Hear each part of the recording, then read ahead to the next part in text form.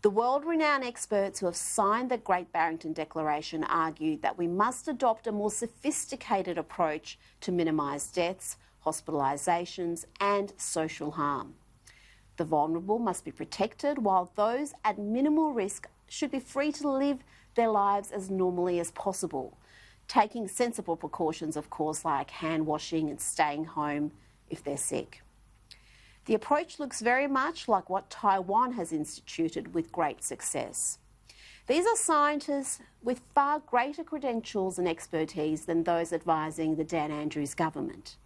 And yet, the listen to the experts mob will ignore their calls. And sadly, so will the Victorian government, which has already ignored the 500 plus local doctors, professors and surgeons who are pleading for the lockdown to be lifted.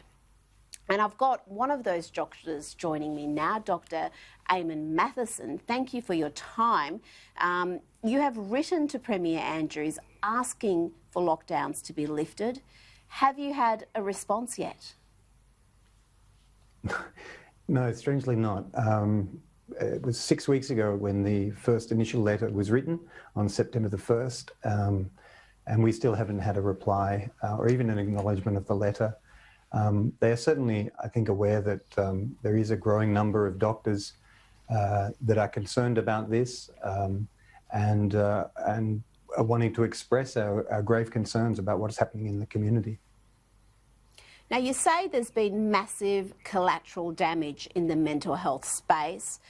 We are seeing people lose everything they've worked for, and then you've got the youngsters who've been trapped at home for months, not going to school, cut off from their mates and their support networks.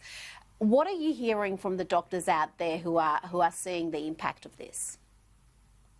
Yes, we're hearing that there has been an experience of massive collateral damage from these lockdowns, particularly, as you say, in the children and adolescents who are experiencing great trauma and mental health issues that are presenting daily to general practices and to psychologists and psychiatrists. We're hearing this on a regular basis. People are contacting us through our website, telling that what they are seeing and what they are witnessing is really quite harrowing. Dr. Stacey Harris has been one of the brave doctors to speak out about this, and she's been contacted by many, many doctors confirming her experience. Now, what are the other health concerns that we need to worry about? Things like cancer, heart disease, stroke. What are some of the ramifications of the approach Victoria has taken? Well, I think every other medical condition has been negatively impacted. It's not like these medical conditions go away when we lock down and hide in our homes. The fear that has been created by the narrative that's coming from the government in the way that they present the circumstances is not one of reassurance. It's certainly not one of hope. It is one of fear, and that fear has very significant effects on the way that people behave. Now, one of the very obvious effects, which is measurable, and we know that this is happening, is that people are delaying going to see their doctors out of fear of the virus. There are delayed presentations, screenings for cancers, common cancers like colonic cancers, breast cancers are down quite considerably. It's not that breast cancer goes away, it's that people are not presenting to their doctors out of fear, and the consequences of that will be catastrophic. So what are we going to see in a few years' time if people aren't getting that early intervention with serious conditions like cancer? Are we going to see people dying who could have otherwise been saved? Are we expecting a surge in cancer deaths? Well, the point of screening is that you pick these things up early so that you prevent the mortality and the morbidity issues. If you present late with some of these conditions, yes, there's an increased mortality, and the cancer doctors, the oncologists, the cancer surgeons are expressing dismay and concern about what will come down the pipeline as a result of these actions and these lockdowns and the effects that have been experienced in our state as a result of these policies and these decisions. Now, you've got plenty of support out there in the medical community, but you've also had plenty of criticism, particularly from the AMA, who's slammed this open letter that has been signed by 500 plus doctors. They've called it fatally flawed, and they're arguing that a premature easing of restrictions could cause a fresh spike in cases. What is your response to that? Well, I would say that the AMA is entitled to their opinion. It should be based, though, on evidence and facts. I would say that the AMA does not represent all doctors in Australia or in Victoria, probably, and certainly not a majority, and that its opinion is from an aspect of within the AMA, its leadership, and I don't know whether that reflects the opinion of the doctors on the ground. I've not seen the surveys that back their the claim that they're speaking on behalf of the majority of their members. I would say that that there are considerable experts beyond the AMA who would question their position and have done. As you say, the Great Barrington Declaration with very eminent epidemiologists, infectious disease doctors agree with our stance, essentially, and which is, opposes the AMA's position on this. So that lockdowns, do not cause anything essentially but misery and poverty. And these are the words of the Special Envoy to the World Health Organization Director General. So that's Dr. Nabarro. He has said this in recent days, I should say, where he said that the lockdowns should stop. This is not the way in which you manage a pandemic like this. And so I would challenge, the AMA to read and to listen to what these world experts are saying, to read the Great Barrington Declaration, and to read others beyond, the experts that they're listening to, obviously locally. Now, one of the things you've called for, which is a little bit controversial, is the end of mandatory mask wearing. Now, masks obviously make sense if you're in a crowded indoor setting and you can't socially distance, like in crowded supermarkets. But in Victoria, you have to wear masks even if you're at the beach and there's nobody around. Tell us your stance on masks and whether it sends a confusing message if it's not mandatory every time you leave your front door.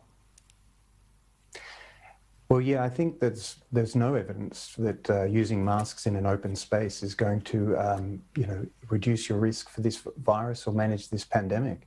The evidence that comes out of the Evidence-Based Medicine Centre in Oxford with Dr. Carl Hennigan and Tim Jeffries, who are experts on this, have been writing about this for over 10 years, present the evidence for this. There's a lot of evidence in the literature that backs up the claim that imposed mandatory masking of an entire population is just ineffective and we would argue causes many issues and medical conditions in and of themselves in its use.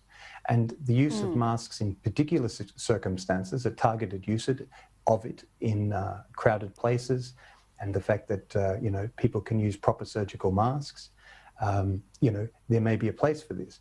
I myself, I wear a mask in operating theatres. We have special masks that we have particularly test fitted for to make sure that they actually work in terms of they're fit for purpose and are effective in reducing the possibility of a viral load.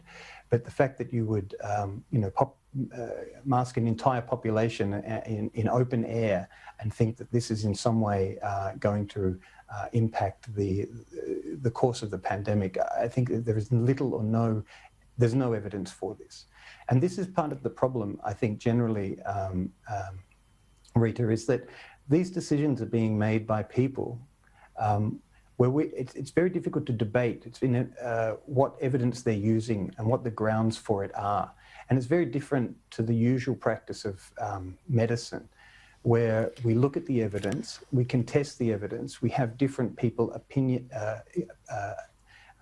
looking at what the decisions are being made and on what basis.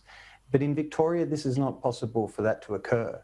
So there are doctors making decisions that are advising the government based on evidence, what we believe would be very easily questioned and when brought under scrutiny. But it's very difficult to do that because they don't release the information upon which they are making these claims and basing these policies. And so that's incredible, isn't it? Because we never got the explanation, the medical explanation of why we had curfew, why we've got 5-kilometre limits. And like you say, but there was the evidence that shows wearing masks outdoors in the open when you're distanced from others has any sort of health benefit. Well, we have teams of experts looking at this and scouring the evidence across the world. We're in communication with international experts, and we can't find the evidence. We would like to know what the basis of these decisions are. I don't think there is any. And what makes me really concerned is that in normal medical practice, if doctors are making decisions, particularly that have such potential for considerable harm, and they're doing this based on little or no evidence, and that this evidence cannot be contested, then I think you put in a position where the accountability of those doctors, needs to be brought into question. And I think that without that, that's just how medicine works normally. You can't just do this based upon a whim. It has to be based on evidence, and other people need to see that evidence, particularly when you're causing the kind of harm that we're witnessing all across the state. Dr. Mattison, I think we need to get you to go along to one of these press conferences and put these questions to the Chief Health Officer, because we can't get answers. Thank you so much for joining us this evening. Thanks, Rita. Cheers.